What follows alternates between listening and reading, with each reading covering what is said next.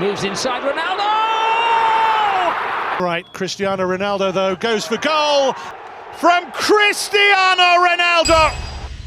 Cristiano Ronaldo, the greatest goal scorer in the history of the modern game, with records shattered across leagues, nations, and generations, didn't start as a machine. He started as a flashy kid with stepovers, raw speed, and a dream too big for the island he came from. This is the story of Cristiano Ronaldo, who built himself into the deadliest finisher football has ever produced. The year was 2000. Cristiano Ronaldo was 15 years old. Doctors at Sporting Lisbon pull him aside after a routine check. His heart is racing uncontrollably, not during training, not during a match, but when he is sitting completely still. The condition is called tachycardia. His heart rate is spiking to dangerous levels even at rest. One intense match, one adrenaline rush too many, and it could go catastrophically wrong. Surgery happens the next morning. 3 days after heart surgery, Cristiano Ronaldo was back on the training pitch. But to understand what happens next, you first need to understand where all of this actually started. Cristiano Ronaldo was born on February 5, 1985 in Funchal, Madeira, a small Portuguese island off the Atlantic coast. Steep mountains, ocean winds, narrow streets, and a family with almost nothing. His mother Dolores worked as a cook and cleaner. His father Jose Diniz was a municipal gardener who also worked part-time as a kit man at a local football club. 4 children in a cramped house, sometimes going to bed hungry. Dolores later revealed she had considered terminating the pregnancy because the family could not afford another child. No natural advantages, no connections, no safety net. From the moment he could walk, Ronaldo kicked anything round he could find. Rolled up socks, plastic bottles, fruit, whatever was available. His father introduced him to football at the local club Madeira, where Jose Diniz worked and where Ronaldo spent every hour he was not in school chasing a ball around. Jose Diniz Aveiro was an alcoholic. He battled it his entire life. He died from liver failure when Ronaldo was just 20 years old. Ronaldo has said he regrets they never had a proper conversation, that his father never lived long enough to see what his son became. And Cristiano Ronaldo has never drunk a single drop of alcohol in his life. At 12 years old, his talent had outgrown Madeira. Sporting Lisbon invited him for a trial. His mother cried tears of pride and fear when he packed his bags. He cried every night he was away from home. He was homesick in a city that felt enormous and cold and nothing like the island he had grown up on. And then other boys at the academy started mocking him, his thick Madeiran accent, his skinny frame. They called him a crybaby. They laughed at where he had come from. Here is what Ronaldo did with that. He trained. After every session had ended and every other boy had gone home, Ronaldo stayed. He ran extra laps. He shot at goal until his legs had nothing left. He went to the gym when everyone else was sleeping. He turned every single moment of mockery into one more reason to stay later and work harder than anyone who had ever laughed at him. And then, at 15, his own heart tried to stop him. Surgery, after 3 days, back on the pitch.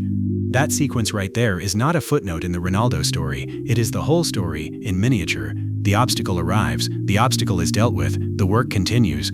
3 years after the surgery, Sporting Lisbon faced Manchester United in a pre-season friendly in 2003. Ronaldo was 18 years old. And what he did to United's defense that afternoon was so extraordinary that by the end of the game, United's players were on the bus telling Ferguson he had to sign him before they went home. Ferguson paid £12 million, a record transfer fee for a teenager in English football at the time. Ronaldo arrived at Old Trafford in the summer of 2003. He got the number 7 shirt, the shirt that had belonged to Eric Cantona, to David Beckham, to George Best. And what Ferguson witnessed over the 5 years that followed was something he later said he had never quite seen before. Not natural genius, something different. There are players born to be greats with their natural talent, and another essential factor, the work ethic necessary to make yourself into a complete player. Cristiano had this determination, this desire to be the best, to the level of obsession. That word, obsession, Ferguson chose it carefully, because what Ronaldo did at Manchester United was not just play well, he restructured his entire existence around becoming better. He was the first player to arrive at training and the last to leave. After team sessions, he spent additional hours alone working on his finishing, his positioning inside the box, his movement before the ball arrived, the angles he chose when he shot. He broke his sleep into 5 90-minute cycles rather than one continuous block of 8 hours. He ate 6 small meals a day, precisely timed around training and recovery. He began using cryotherapy, exposing his body to temperatures as low as -140 degrees Celsius to reduce inflammation and speed up muscle recovery. He invested £50,000 in a cryotherapy chamber when he returned to United years later. Mike Clegg, Manchester United's power development coach, said simply, "From the day he walked through the door at Carrington to the day he left, Cristiano Ronaldo was the greatest trainer I ever worked with." By 2008, the results of all that obsession were undeniable: 42 goals in a single season, Premier League winner, Champions League winner, Ballon d'Or, the most decorated season any Manchester United player had ever produced.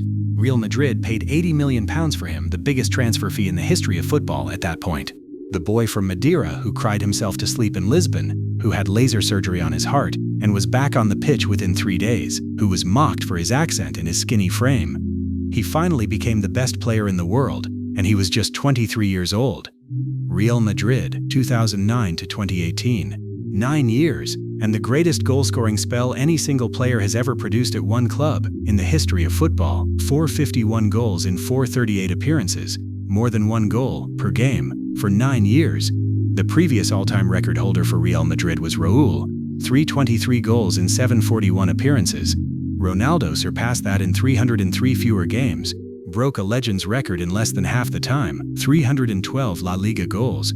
The most any player has ever scored in the Spanish top flight in history. 105 Champions League goals for Real Madrid alone, the most any player has ever scored for a single club in the entire history of European competition. And then, the season that proved this was not natural talent, 2011 to 12, La Liga. Ronaldo scored 46 goals in a single domestic season, in one league campaign, in a league that also contained Lionel Messi at the peak of his powers. He scored in every single match day for 15 consecutive La Liga rounds, not occasionally scoring, every game, 15 games in a row, for 15 weeks straight. The best defenders in the world showed up, no matter what. Ronaldo scored. He won the Ballon d'Or in 2013, and then, also in 2014, back-to-back, then again in 2016 and 2017, 5 total. Each one built not on the talent he was born with, but on a body maintained at sub 7% body fat. The average professional footballer sits at 11%, a vertical jump exceeding 78 centimeters, higher than most NBA basketball players, and a sprint speed that remained elite into his late 30s. His body at 35 was more powerful than most footballers' bodies at 25, because he had spent 20 years building it, deliberately, obsessively. After Real Madrid came Juventus, 101 goals in Italy, then a return to Manchester United, then Al Nassr in Saudi Arabia. At every stop, in every country, in every new league, the goals continued. As of August 2026, Cristiano Ronaldo has scored 976 career goals across club and country. He is the only player in the history of men's football recognized by FIFA as the all-time top scorer: 450 for Real Madrid, 145 for Manchester United, 101 for Juventus, 146 for Portugal, the most international goals any male player has ever scored in history, 140 in the Champions League, the all-time record, by a distance, 66 hat-tricks across his career, 64 free-kick goals, 173 goals with his weaker left foot, the only player in history to score more than 100 goals for 4 separate clubs. And after the age of 30, the age when most elite strikers begin to slow, he scored 437 goals. After 35, he scored 178 more.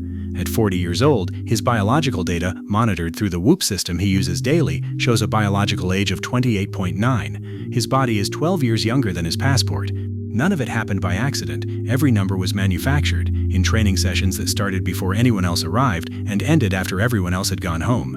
He is 24 goals away from 1,000. No professional footballer in the history of the sport has ever scored 1,000 career goals. Not Pelé, not Messi, not anyone. Ronaldo is the first to stand on the edge of it, and based on everything his career has produced, the obsession, the sleep cycles, the cryotherapy, the 6 meals a day, the refusal to accept any ceiling that any person, or any doctor, or any defender, or any septic has ever placed above him, there is no rational reason to believe he will not get there.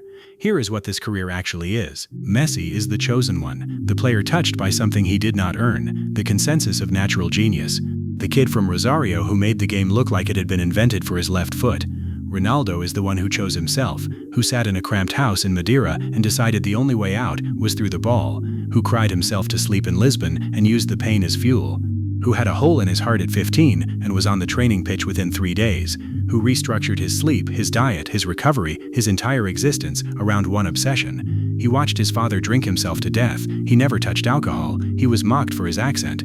He stayed later than everyone who laughed at him. His heart tried to end his career before it started. He was back training before the week was out. 976 goals, 5 Ballon d'Ors, 5 Champions Leagues, the all-time record in men's international football, Real Madrid's all-time top scorer, the Champions League's all-time top scorer, the highest goal scorer in the history of the sport, and still not done. He is 41 years old. He is 24 goals away from a number nobody has ever reached. He is still playing, still scoring, still doing the 5 sleep cycles, and the cryotherapy, and the 6 meals, and the extra gym sessions. Here is the question I want you to sit with. If Ronaldo had been born into a wealthy family in Lisbon, with all the advantages, all the connections, all the proper coaching from the very beginning, do you think he would have become the player he became? Or was it the hunger from Madeira that made the difference? Drop your answer in the comments, because that question goes right to the heart of what greatness actually is.